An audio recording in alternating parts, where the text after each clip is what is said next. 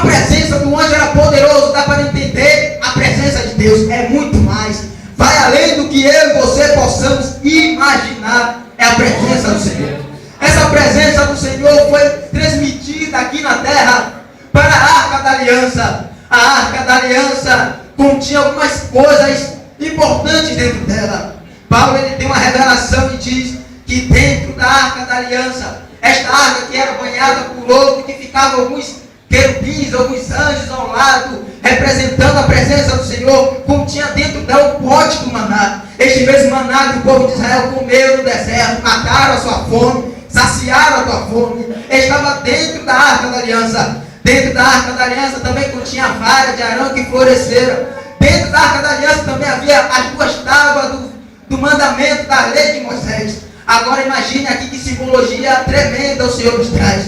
Que a vara de Arão representa a promessa de Deus para a vida de Arão. E quando aquela pessoa, você mesmo, Moisés, colocou a vara de Arão ali dentro, era para que toda vez que os filhos de Israel tivessem as suas gerações, e os filhos dos filhos olhassem para a Arca da Aliança, e olhassem para a vara de Arão, ia lembrar que Deus tem promessa para aqueles que creem. Que Deus tem promessa para aquele que Deus chama. Toda vez que o povo olhava para dentro da arca, ele via a vara que representava a promessa de Deus.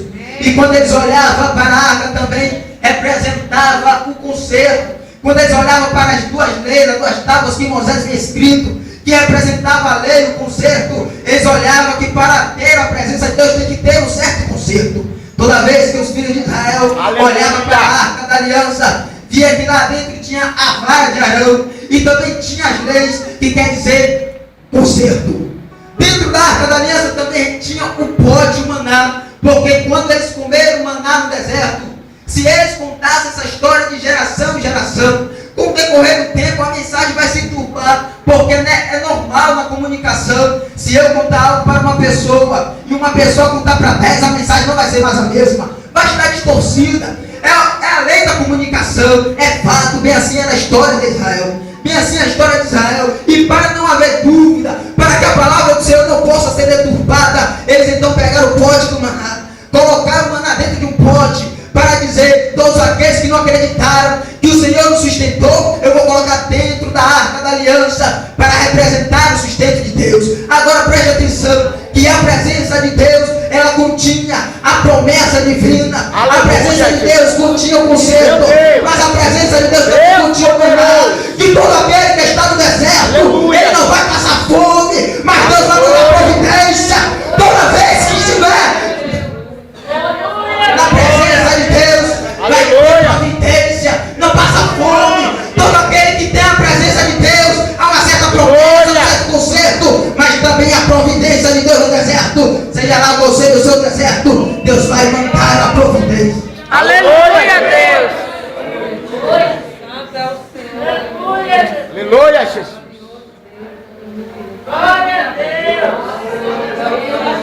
Deus poderoso. Aleluia. Fiel é a tua palavra. Essas são as promessas que tinha dentro da Arca da Aliança.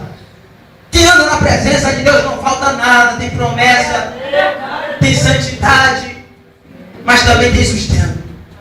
Agora imagine como cresceu este jovem Samuel, dentro, ao lado da presença de Deus o tempo todo. Ele desde pequeno, Deus já havia falado que ele andaria como ungido. Ele seria diferente diante de todos. E Eli, o sumo sacerdote, que ensinou todas as coisas a Samuel, já estava velho, não escutava direito, não via direito, já estava caducando. Era um sumo sacerdote, ele também julgava o povo. Aleluia. Era um homem que há muito tempo ele foi respeitado, sim, mas no decorrer do tempo ele se desviou. O coração dele saiu da presença do Senhor. Samuel viu todas aquelas coisas. Imagine você crescer ao lado de um líder e esse líder é desviado, mas você continua firme, porque quem escolheu não foi o homem, foi Deus. Quando Deus chama, pode o mundo todo desviar, mas você permanece fiel ao Senhor.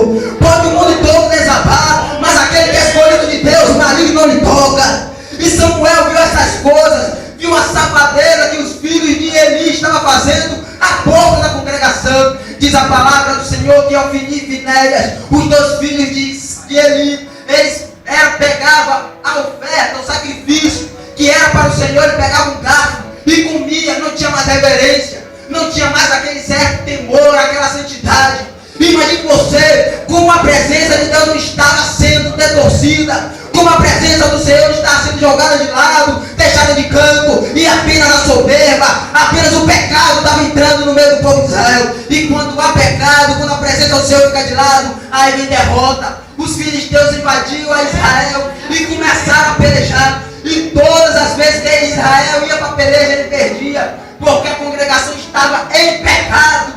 Aleluia, Jesus. É assim mesmo. Deus poderoso. Ele, sendo sumo sacerdote, ele não fazia nada. Colocou seus 2 filhos lá e que se virem. Seus 2 filhos lá na presença, no templo do Senhor, bagunçando, diz a palavra, que eles pegavam algumas mulheres na porta da congregação e tinham relações sexuais. Quem quiser que visse, quem quiser que olhasse e falasse alguma coisa, eles eram sacerdotes. E sacerdote mandaram naquela época. Sacerdote, eles eram responsáveis por trazer a oferta em prol dos pecados do povo. Agora, se o sacerdote tivesse pecado, todo Israel estava em pecado. Porém, não foi assim que aconteceu, porque havia um certo jovem, justo, fiel, que não se corrompera. Embora Israel estivesse todo em pecado, Deus tinha separado alguém para fazer a diferença. Porque no meio que nós estamos vivendo hoje, existem muitos lugares aí que estão uma banalização, que estão na safadeza, mas o Senhor ainda tem separado os teus escolhidos. O Senhor ainda tem escolhido aqueles para fazer a diferença em um mundo corrompido, em um mundo de soberba. Deixa eu ver se eu estou escolhido de Deus aqui. Se você é escolhido de Deus, manda um prato de molho para Ele.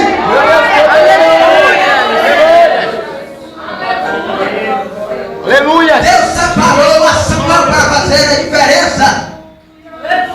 Aleluia, Jesus. Eles foram para a guerra. Chegando na guerra, perderam mais uma vez. Aí Deus manda um profeta falar para Samuel. Deus usa Samuel em sonhos, em revelações, e diga estas coisas ao sumo sacerdote. Outrora, aquele jovem que era pequeno começou a crescer, para mostrar que quem manda não é o sumo ou o supremo, quem manda é Deus, para provar que o poder não está naquele título, naquele cargo.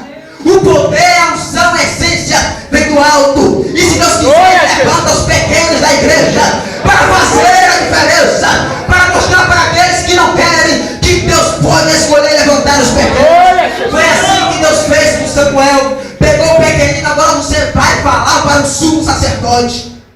Samuel chega para Eli e diz todas essas coisas. Ainda te digo mais, Eli, que você será substituído, teu braço será arrancado da casa de Israel. Nenhuma de suas gerações vai alcançar as bênçãos, ou seja, vão alcançar todos os reinados, porque um sacerdote, ele era passado de geração em geração. O teu filho era sacerdote, o filho do filho era sacerdote, e aí criava uma genealogia. Porém, Deus destituiu isso. Nem você e mais ninguém da sua linhagem vai ocupar este lugar santo, porque Deus tinha preparado já Samuel para ser juiz, profeta e sacerdote. Samuel, ele representa o Senhor Jesus, que no seu ministério foi o maior profeta, o maior juiz e o maior sacerdote que houve aqui na face da terra.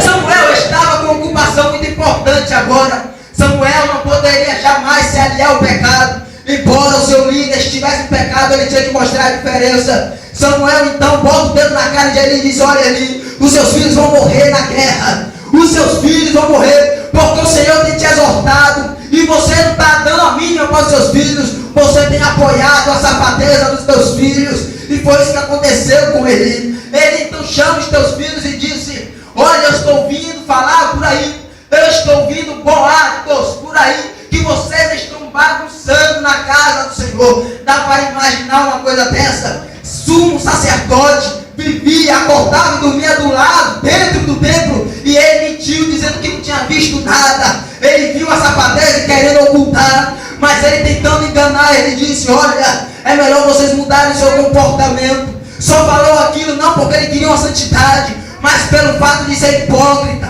só para mostrar para Samuel que ele estava tentando fazer a verdade. Mas não é assim. Pedro, ele disse lá em Atos que Deus é o Deus que conhece todos os corações, e não adianta